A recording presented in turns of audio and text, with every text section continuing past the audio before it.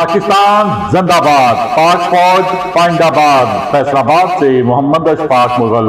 Chairman मरकजी उलमाए council Pakistan साहबजादा ज़ाहद Mahmood Qasmi ने मोदी हुकूमत ने मसाजिद और मासूम बच्चों, बापर्दा खवातीन, बुजुर्गों को रात की तारीकी में निशाना बनाकर बुज़दिली का मुजाहरा किया।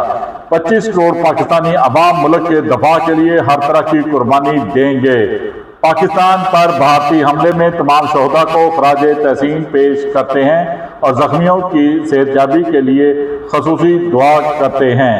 मसाजिद है बहावलपुर की और इसी तरह आज़ाद कश्मीर और इसी तरह मुरीद के मुजफ्फराबाद, ये वो इलाके हैं जहाँ की मसाजिद अवाम जिसके अंदर आ रही थी और शहरी उसके अंदर नमाज पढ़ते थे, बच्चे वहाँ कुरान और हदीस पढ़ते हैं और अवामी ये जगह है, उन पर बुज़दिलाना कार्रवाई करते हुए भारत ने ये जो हमला किया है, इसकी मरकजी उलमा कौंसिल पाकिस्तान की तरफ से शदीद अल्फाज में मैं मजम्मत करता हूँ।